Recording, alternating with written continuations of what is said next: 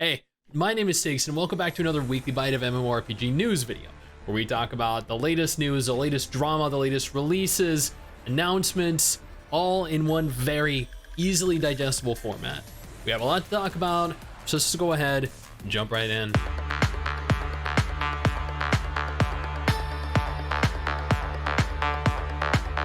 First, let's talk about a brand new MMO that was just announced a couple days ago that nobody has talked about yet, that I just did a dedicated video on literally 6 hours ago. This is an MMO in the very early stages of development. There's currently no footage, no official title for the game outside of Project N.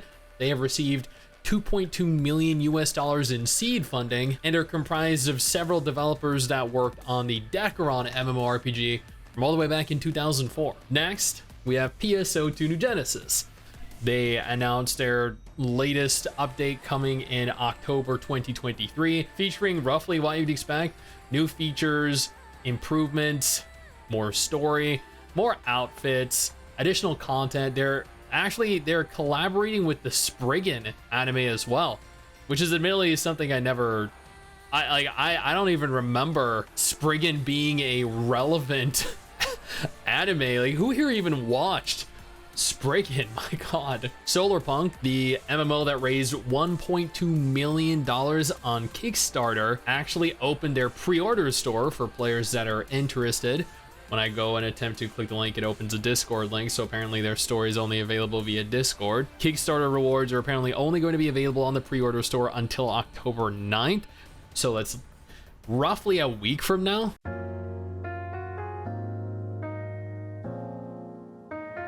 The Fractured MMO is holding a final test phase before they relaunch into early access on Steam. They currently have Founders Packs available up until October 15th, meaning the playtest itself will also begin on the 28th of September, so that was a couple days ago, and run through October 15th as well. After that, the price for the Founders Packs are going to go up, so if you're interested in trying Fractured out, I played it a while ago, a couple years ago, and it was in the early stages of beta testing, and it was honestly an okay game. I think Gamigo kind of, when they took control of it, I think it was going in the wrong direction, but now that they have full creative control over the game again, I think it might be worth checking out. Might being the keyword here. CorPunk, which is an MMO that admittedly was announced years ago, I was very excited for as one of the OG creators that first covered the game, revealed that, hey, they're not dead.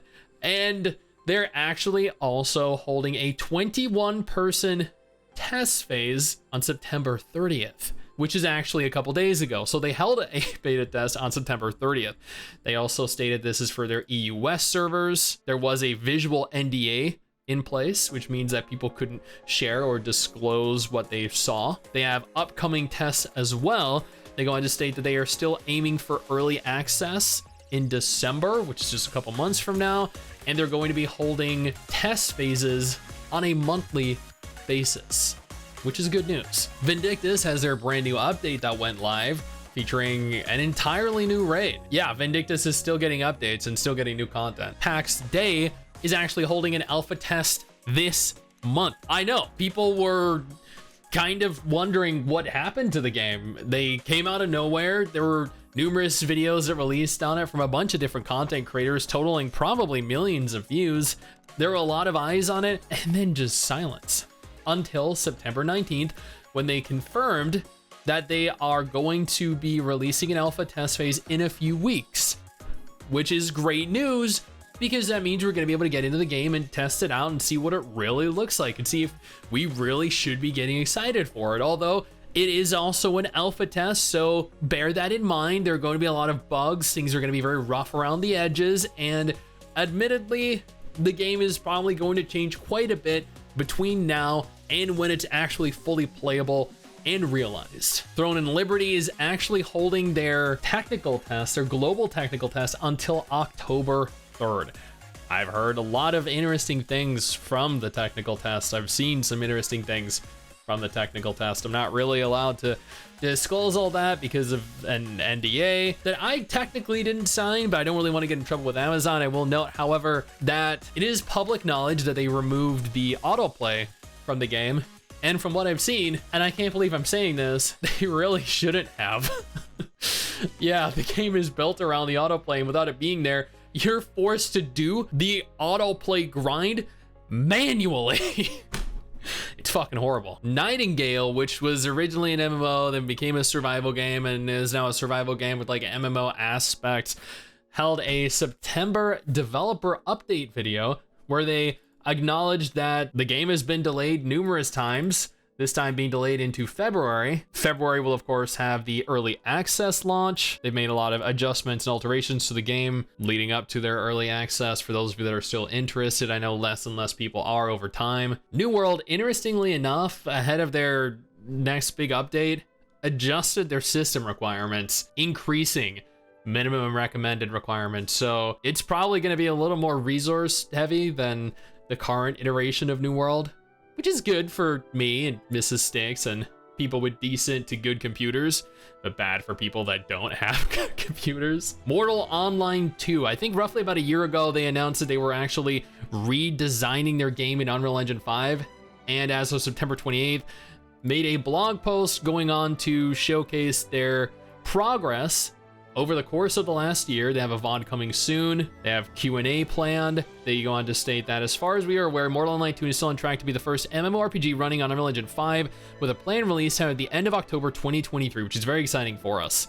So a couple weeks from now, Mortal Online 2 will have a fully functional Unreal Engine 5 powered MMO available for players. Ashes of Creation made a very big announcement going on to state that they are transitioning into Alpha 2 in 2024. So they've made it through the first alpha and are moving into Alpha 2, which admittedly is still very, very far away from being ready and playable and releasable. I mean, this is good news. They have made a lot of progress and numerous alterations to the game, but for everyone thinking the game is going to be playable anytime soon, yeah, it's really not. Before we take a look at any of the other releases, the updates, the drama, I do want to take a moment here to thank our incredible patrons over on Patreon who allow for me to continue to do regular videos like this every single week. You guys are absolutely incredible. Eternal Tombs declares goal to innovate in the MMORPG genre, releases gameplay walkthrough. We hate where the MMORPG market has gone over the last decade, where players swipe our credit cards to buy cosmetics for games that aren't even out yet. This guy has an issue with Ashes of Creation, or pay to get faster experience for obviously all the pay to win stuff out there. We intend to innovate and push this genre back in the direction it should have gone to start with. So Eternal Tombs is going to innovate by taking the genre back in the direction that they believe the genre should have gone. I'm genuinely interested to see where that goes, because like from what I'm seeing right now, this looks very janky, very, very bad. But I mean, this is an indie game and it's still probably in the early stages of development, so not gonna judge it too harshly. Next we have Metria. I'm sure you guys know Asabimo. They made Torum Online, Ababel Online, Izanagi Online, more recently Alchemia Story. They're releasing another MMO, this time called Metria. They have pre-registration rewards for up to 200,000 players, which means they don't anticipate that many people actually playing it. This is a mobile MMO with no PC crossplay functionality, which means to play this, you will have to either download it on your phone or on an emulator.